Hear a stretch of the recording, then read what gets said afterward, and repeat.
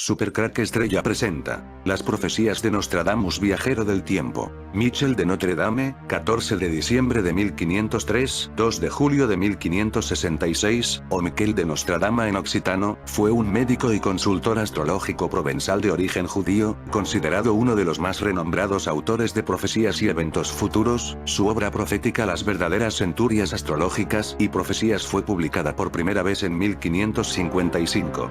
Desde la publicación del libro, muchas personas se han visto atraídas por sus misteriosos versos, comúnmente escritos en cuartillas.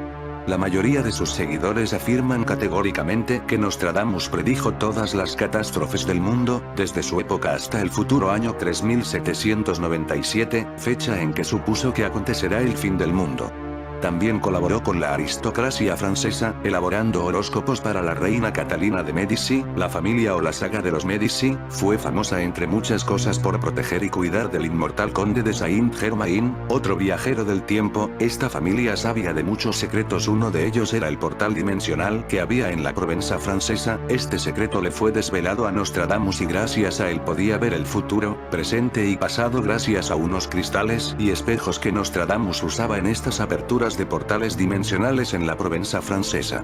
El conde de Saint-Germain es, indudablemente, uno de los personajes más enigmáticos de la historia, considerado por muchos un ser inmortal, o continuamente reencarnado. Su leyenda resiste el paso del tiempo y, a pesar de las distintas opiniones sobre su persona, se le recuerda por su mente grandiosa. Fue alquimista y miembro de la Orden Rosacruz, la sociedad secreta que creía que el mundo estaba construido sobre misteriosas realidades del pasado que permanecen ocultas al hombre medio. Su forma de vida, sin embargo, es la que estuvo rodeada de mayor misterio, y gran parte de su trasfondo histórico es como mínimo cuestionable. Nacido en 1710, existen dos versiones sobre su origen familiar. La primera, difundida cuando ya se encontraba en su lecho de muerte, cuenta que era el tercer hijo del príncipe Ferenc Rákóczi II de Hungría con una mujer desconocida. En relación a esta teoría, debemos explicar que Saint-Germain fue criado y educado por la rica familia de banqueros italianos Medici. Recordemos, Nostradamus colaboró con la aristocracia francesa, elaborando horóscopos para la reina Catalina de Medici. Saint-Germain, el inmortal o el viajero del tiempo. Para cualquier persona la muerte es el fin de su existencia, pero no para el conde Saint-Germain. Él seguiría siendo visto a lo largo del siglo XIX y en el siglo XX. En 1785 se le vio en Alemania con Franz Anton Mesmer, el conocido hipnotizador. Algunos dicen que fue el propio Saint-Germain que le enseñó a Mesmer las líneas básicas para el hipnotismo y el magnetismo personal. Los registros oficiales de la masonería muestran que eligieron a Saint-Germain como su representante para una convención en 1785. Tras la toma de la Bastilla en la Revolución Francesa en 1789, la condesa d'Adhemar dijo que tuvo una larga conversación con el conde de Saint-Germain. Supuestamente le advirtió del futuro de Francia. En 1821, ella escribió: "He visto a Saint-Germain de nuevo, lo vi cuando la reina Antonieta fue asesinada, al día siguiente de la muerte del duque de Enghien en enero de 1815, y en la víspera del asesinato del duque de Berry. La última vez que lo vio fue en 1820 y siempre parecía ser un hombre de no más de 40 años. Después de 1821, Saint-Germain pudo haber tenido otra identidad". En sus memorias, Albert de Van Damme escribió sobre un hombre que tenía un asombroso parecido con el conde de Saint-Germain, pero ese hombre era conocido como Major Fraser. Van Damme escribió: "Se hacía llamar Major Fraser, vivía solo y nunca hizo alusión a su familia, además fue pródigo con el dinero, aunque el origen de su fortuna sigue siendo un misterio para todos. Poseía un maravilloso conocimiento de todos los países de Europa en todos los períodos. Su memoria era absolutamente increíble y, curiosamente, a menudo daba a entender que él había adquirido su formación de los libros. Muchos me dijeron que estaban seguros de que el Major Fraser había hablado con Dante, y así sucesivamente". Con el tiempo el Major Fraser desapareció sin dejar ni rastro. Blavatsky y Saint-Germain entre 1880 y 1900, el nombre de Saint-Germain, una vez más se hizo prominente cuando los miembros de la Sociedad Teosófica, incluyendo la famosa mística Elena Blavatsky, afirmaron que aún estaba vivo y trabajaba el desarrollo espiritual de Occidente. Hay incluso una fotografía supuestamente auténtica de Blavatsky y Saint-Germain juntos. Y en 1897, la famosa cantante francesa Emma Calvé dedicó un retrato autografiado de sí misma a Saint-Germain. Estos años 1880 y 1900 sitúan al conde Saint-Germain con el experimento de Nikola Tesla en 1889 en la Provenza francesa de viaje en el tiempo de la que ya he hablado en mi canal. Las profecías de Nostradamus y la familia Medici relaciona al conde Saint-Germain con Nostradamus. Aquí descansan los restos mortales del ilustrísimo Michel Nostradamus, el único hombre digno, a juicio de todos los mortales, de escribir con pluma casi divina, bajo la influencia de los astros, el futuro del mundo, quien dictó estas breves líneas para que fueran grabadas en la grisácea piedra de una tumba, pretendió encerrar en ellas toda la esencia de una vida que se consumió, de forma desacostumbrada, entre la realidad y el mito, entre la fe en Dios y la hechicería, entre lo consciente y lo inconsciente. Nostradamus fue médico y vidente, astrólogo y filósofo, matemático y alquimista. Este personaje ha sido objeto de estudio, de análisis y de una ininterrumpida búsqueda por parte de cuantos se han esforzado en descubrir su auténtica personalidad y sobre todo el secreto, mucho más apasionante, que se encierra en sus famosas profecías. En honor a la verdad, la crítica racionalista niega la existencia de cualquier secreto de Nostradamus, reduciendo su obra de clarividente a un mero producto de la alucinada imaginación de un loco, a una explosión de imágenes, fruto de una alquimia del pensamiento que puede cautivar, pero que no puede satisfacer razonablemente a quienes la examinen. Sin embargo, no se puede liquidar con una interpretación tan simplista al autor de las famosas centurias. No se pueden despachar tan sencilla y cómodamente los 22 libros de las versiones proféticas de Michel de Nostredame, más conocido por el nombre latino que él mismo se había dado, Nostradamus.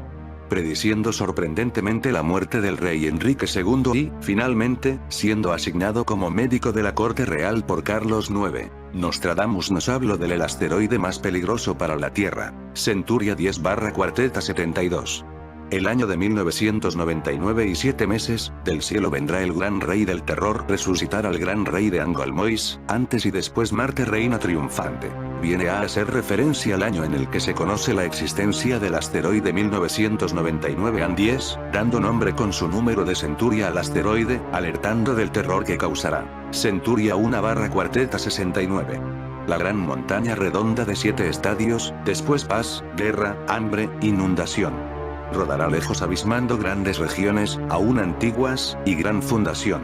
En esta cuarteta nos da el tamaño, un estadio son 134 metros, lo que se aproxima bastante a lo calculado por los astrónomos, con una forma redonda, y caerá en el mar, provocando no solo destrucción sino consecuencias posteriores como guerra y hambre. Centuria 2, cuarteta 18. Nueva y lluvia súbita, impetuosa. Impedirá súbitamente a los dos ejércitos. Piedra, cielo, fuegos hacer la mar pedregosa, la muerte de 7 tierra y mares súbitamente. En esta cuarteta viene a referirse que se producirá un desplazamiento del mar, quedando su fondo pedregoso al descubierto. Centuria 8, cuarteta 16.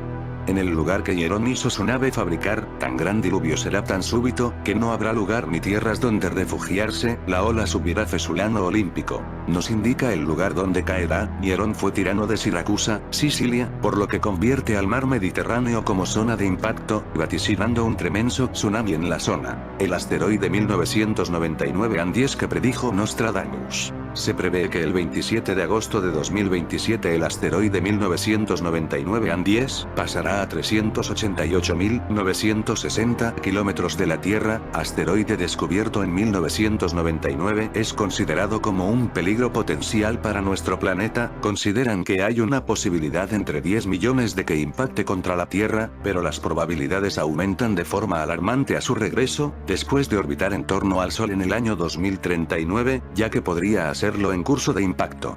Hay que tener en cuenta que si el asteroide 1999 AN10 se acerca a tan solo 39.000 kilómetros de la Tierra, las rocas satélites que lo acompañan podrían causar también estragos. Basta una sola roca de 50 metros de diámetro para superar 20 veces la bomba de Hiroshima. En contraste, muchas de las fuentes científicas afirman que la relación que existe entre los eventos mundiales y Nostradamus es resultado de las traducciones e interpretaciones tendenciosas, con la finalidad de que coincidan plenamente con los acontecimientos que ocurren día a día. Por lo tanto, no hay evidencia cierta de que realmente Michel de Nostredame haya hecho que las predicciones que son tan anunciadas tengan una clara identificación a la postre en el tiempo. Interpretación de su obra. Relatos bibliográficos de la vida de Nostradamus afirman que temía ser perseguido por hereje por la Inquisición, ya que muchos otros, quienes habían publicado ideas polémicas en aquellos tiempos, habían sido torturados o quemados en la hoguera. Según algunos intérpretes de Nostradamus, porque según los escépticos no hay nada que interpretar, son palabras que galopan en libertad, por esta razón, y para evitar que alguien posteriormente cambiara el futuro utilizando sus profecías, Nostradamus decidió volverlas extremadamente crípticas, con omisiones de palabras clarificadoras que tal vez servían para respetar la métrica de la poesía, con alusiones, con autorreferencia a otras partes de la profecía, con frases enigmáticas, con apócopes, metátesis y breves anagramas. Las cuartetas están cargadas de metáforas y de palabras griegas y latinas empleadas en un modo muy particular de Nostradamus, algo muy similar al método de Jorge Luis Borges. Probablemente debido a la oscuridad de sus cuartetas proféticas, estas han perdurado por siglos y han sido a menudo interpretadas de forma distinta por diferentes estudiosos a lo largo de los años. Muchos libros han sido escritos basándose en estas varias interpretaciones, a pesar de que las diversas lecturas de su material han variado de una publicación a otra. En otro escrito suyo, después de precisar que las revelaciones contenidas en sus profecías le fueron comunicadas en el curso de continuas vigilias nocturnos, insiste sobre el origen cósmico y divino de sus visiones que Dios me ha dado a conocer a través de una revolución cósmica. Esta revolución cósmica es una referencia a los portales dimensionales que habría durante las noches en la Provenza francesa. Revolución cósmica es un término para decir portal. Michel de Nostradamus, el vidente más renombrado y famoso de cuantos han sabido interpretar los astros, nació en Saint-Rémy de Provence, sur de Francia, el año de gracia de 1503, un jueves 14 de diciembre, hacia el mediodía. Su padre fue Jaime de Nostredame, notario de aquel lugar. Su madre fue René de Saint-Rémy, sus abuelos paternos y maternos eran profundos conocedores de las ciencias matemáticas y de la medicina. Como médicos habían vivido el uno en la corte de René que, además de conde de Provenza, era rey de Jerusalén y de Sicilia, y el otro, en la corte de Juan, duque de Calabria e hijo del antedicho René. Saint-Rémy de Provence fue el lugar donde Nikola Tesla realizó su experimento de máquina del tiempo en 1889, y fue el mismo lugar Saint-Rémy de Provence, donde Van Gogh dibujó su noche estrellada, que no era nada más que este experimento de Nikola Tesla. Este mismo portal dimensional abierto en 1889 fue el que usó Nostradamus para mirar en el tiempo muchos acontecimientos históricos. Nostradamus se acomodaba en el sillón, rodeado de los instrumentos que utilizaba y de los textos en los que bebía su misteriosa ciencia astronómica. Se extendía, ante sus penetrantes ojos, la bóveda celeste que él contemplaba a través de la ventana. Aquel firmamento estrellado tenía para él pocos secretos, y en aquellos innumerables cuerpos celestes leía como en un inmenso libro abierto, mas no siempre es agradable este privilegio porque ocurre, algunas veces, que aquello que está escrito en las misteriosas páginas de los astros no corresponde a los deseos y a los intereses de quienes tienen la llave para interpretar sus signos. De esta forma, Nostradamus leyó en la bóveda celeste un futuro doloroso para sí y para sus seres más queridos. La esposa y sus 2 hijos serían pronto presas de la muerte y envueltos en las frías tinieblas de la tumba. Preparación y métodos para la profecía. Sus estudios médicos incluyeron escritos hechos por Alberto Magnus, Paracelsus y Cornelio Agripa. Nostradamus poseía un libro sobre las claves de Salomón, cita requerida, y estudió la cábala judía, la cual afirma que la reunión con el divino es posible a través del estudio del árbol de la vida, un camino místico con 10 niveles de conciencia. En Sicilia entró en contacto con los místicos sufí y leyó el elixir de la extrema felicidad, escrito por el maestro sufí al-Ghazali. Nostradamus también estudió de Mysteries Aegyptorum, los misterios egipcios, un libro sobre magia caldea y asiria escrito por Jamblichus, Jámblico, y Ámblico, un neoplatónico del siglo IV. En el año 1556, poco después de la primera edición de las 7 primeras centurias, Nostradamus se trasladó a Italia, y en Roma fue recibido por el Santo Padre. Durante este viaje se detuvo algún tiempo en Turín. Después de sus viajes por el extranjero, Nostradamus se instaló de nuevo en Salón y reanudó su vida de siempre. Sin embargo, su fama había crecido hasta tal punto que príncipes, y reyes, ricos, y poderosos, acudían a él para interrogarle. Sobre los acontecimientos futuros, transcurrieron los años y las profecías de Nostradamus se cumplieron con inexorable puntualidad.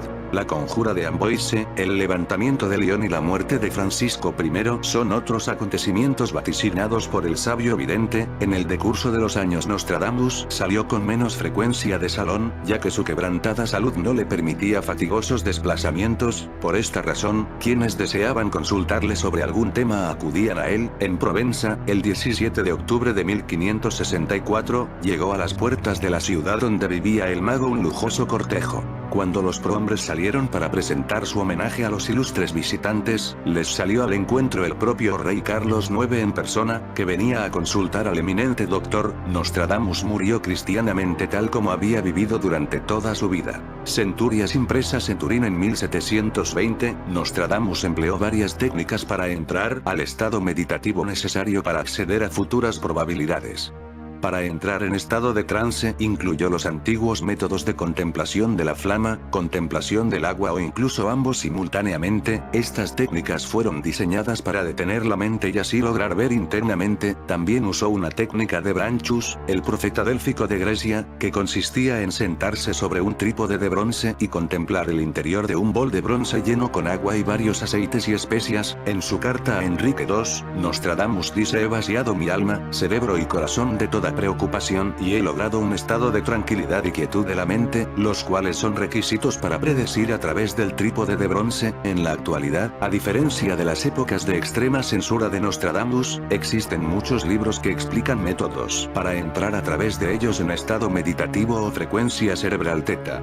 Pero los dulces y tranquilos años de paz verán pronto su fin, si hemos de dar crédito a lo que se dice en la cuarteta 46 de la Centuria II. El primer verso dice con claridad que, después de una gran discordia entre los hombres, se aproxima otra mucho mayor todavía. Del cielo caerán bombas tan abundantes como gotas de lluvia que esparcirán mucha sangre inocente, y otra vez la humanidad será azotada por crueles desventuras que causarán lutos, dolores y pestilencias irreprimibles, incluso por parte de la más avanzada ciencia médica. Esto acontecerá, precisa Nostradamus, cuando en el cielo, por enésima vez, aparezcan las estelas luminosas de los misiles. Algunos comentaristas han interpretado esta cuarteta como si fuese una profecía cumplida ya en la Segunda Guerra Mundial, cuando la B-1 y la B-2 alemanas surcaron el cielo de Europa y sembraron, a su paso, desolación, muerte y ruina. Pero si bien no faltaron durante aquella contienda violentísimos episodios que afectaron a muchos inocentes y a muchos pueblos indefensos, es preciso tener en cuenta motor que renueva los siglos y la alusión que se hace a la epidemia, que en realidad no se declaró durante el anterior conflicto, la alusión al fin del mundo, la referencia al ciclo histórico en el que actualmente vivimos hace posible afirmar que este martirio de la humanidad,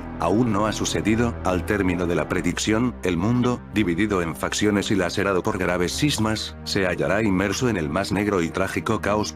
Las mayores capitales del mundo serán destruidas. La ciudad que se indica en la cuarteta 84 de la Centuria III, es, indudablemente, París, cuya destrucción ha sido también vaticinada por otros videntes, entre los cuales está San Juan Bosco, quien en una carta dirigida al entonces Papa Pío IX, dice: el Creador se dará a conocer y visitará París 3 veces con la vara de su enojo. Después de haber exhortado a los parisienses a que no desprecien sus consejos, concluye el santo de esta manera a propósito del destino que les aguarda: caerás, durante la tercera visita, en manos extranjeras y tus enemigos mirarán desde lejos cómo arden tus palacios, reducidas tus moradas a un montón de ruinas y rociadas con la sangre de tus prohombres que ya no existen. Como puede verse, concuerdan los vaticinios, puesto que Nostradamus afirma que la ciudad de París quedará completamente desolada y solo podrán habitarla contados supervivientes, se derrumbarán los edificios y la población será exterminada con hierro y fuego y nadie se apiadará de los inermes y de los pequeños.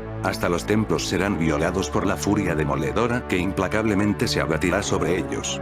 Y quienes se libren de las armas, morirán víctimas de la epidemia que caerá sobre la desgraciada metrópoli. Por lo que respecta a Londres, capital de la nación que poseyó en su día el más vasto de los imperios coloniales, Nostradamus predice 300 años de dominio absoluto y de próspero comercio marítimo que disgustará a los portugueses.